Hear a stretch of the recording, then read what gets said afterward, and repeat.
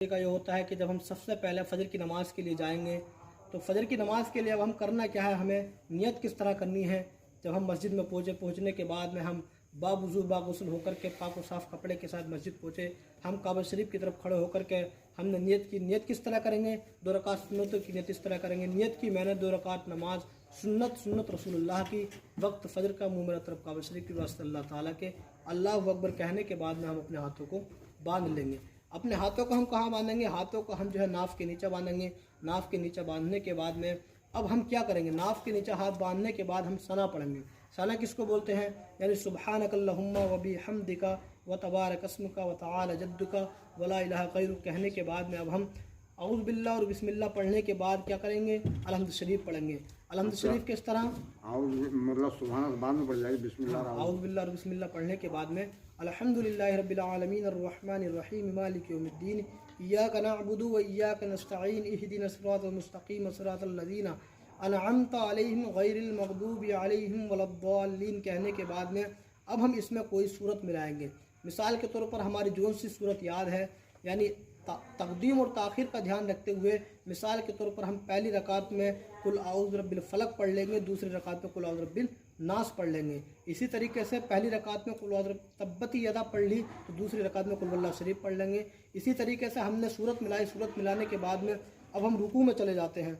रुकू में जाने के बाद हमें कम अज़ कम 3 मरतबा सुबहान रब्बियल अज़ीम, सुबहान रब्बियल अज़ीम, सुबहान रब्बियल अज़ीम कहने के बाद में हम करना क्या है, उसके बाद में समी अल्लाहु लिमन हमीदा रब्बना व लकल हम्द कहने के बाद उठ जाएंगे।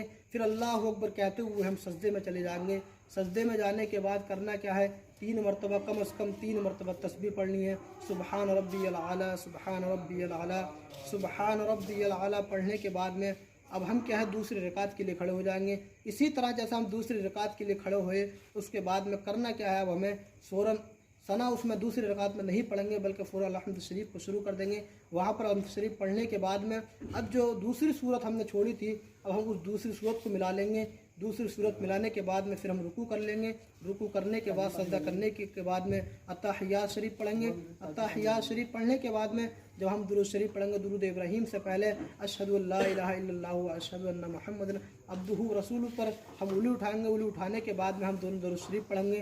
दुरूद शरीफ पढ़ने के बाद में क्या है, हम अपने सलाम को फेर देंगे। तो ये हमारा सुन्नतों का तरीका हुआ। इसी तरीके से हम फ़र्ज़ भी अदा करेंगे और दिगर सुन्नतों का भी यही मसला है कि जिस तरह ज़ुहर की 4 रकात सुन्नतें हैं उनमें पहली 2 रकातों में इसी तरह पढ़ना है, और लेकिन उनमें 2 रकातों में जो अत्तहियात होता है तो अत्तहियात को जो है हमें मुकम्मल नहीं पढ़ना है बल्कि दोनों दुरूद शरीफ पढ़ने से पहले हम खड़े हो जाएंगे। उसके बाद में हम तीसरी रकात में क्या करेंगे, तीसरी रकात में खड़े होने के बाद खाली अलहम्द शरीफ पढ़ेंगे। अलहम्द शरीफ पढ़ने के लिए बाद में तीसरी रकात मुकम्मल कर लेंगे। तीसरी रकात मुकम्मल करने के बाद फिर हम चौथी रकात में जाएंगे।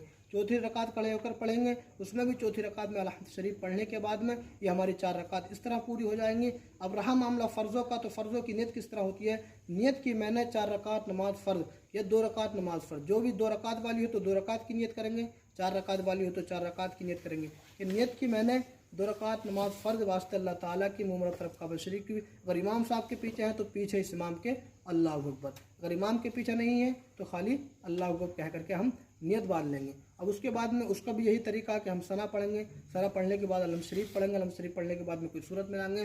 फिर इसी तरह हम अपनी रकात को पूरा करने के बाद में फिर दूसरी रकात में भी अलहम्द शरीफ पढ़ के सूरत मिलाने के बाद में हम क्या करेंगे, अत्तहियात पढ़ेंगे। दुरूद शरीफ पढ़ने से पहले हम खड़े हो जाएंगे। अब उसके बाद में हमें तीसरी रकात में अलहम्द शरीफ पढ़ना है। चौथी रकात में अलहम्द शरीफ पढ़ने के बाद में हम अत्तहियात मुकम्मल पढ़ने के बाद में सलाम फेर देंगे। यही हमारा फ़र्ज़ों का तरीका है। नमाज का तरीका बहुत आसान है। इंशाअल्लाह जैसे ही वक्त मिलता रहेगा और आसानी के तौर पर पेश करते रहेंगे। इंशाअल्लाह अभी 2-1 दिन के अंदर अंदर जो हज़रात नमाज सीख रहे हैं उनके लिए मैं एक बहुत अच्छा टाइटल तैयार कर करके लाऊंगा। वो टाइटल मैं लिख करके दूंगा हिंदी में। उस टाइटल में हमारा रहेगा ये कि कौन सी नमाज सुन्नत मौक़िदा है, कौन सी नमाज सुन्नत गैर मौक़िदा है, कौन सी नमाज सुन्नत मौक़िदा है तो इसका मतलब क्या है, सुन्नत गैर मौक़िदा है तो इसका मतलब क्या है, कि कौन सी नमाज़ें हम सुन्नतें हैं, कौन से फ़र्ज़ हैं, कौन से वितर हैं, कौन से वाजिब हैं। इस तरह पूरी फ़हरिस्त बना करके तैयार कर दी जाएगी। उसमें ख़ास ख्याल रहेगा कि सुन्नत गैर मौक़िदा कौन सी हैं और सुन्नत मौक़िदा कौन सी है। इसमें बहुत ज़्यादा डिसमिस करते हैं लोग, यही नहीं पता कि सुन्नत मौक़िदा है गैर मौक़िदा है, इसलिए मुकम्मल तफ़सीलात के साथ में आपके सामने इसको बयान किया जाएगा। अल्हम्दुलिल्लाह व मा अलैना इल्लल बलाग। अस्सलामु अलैकुम।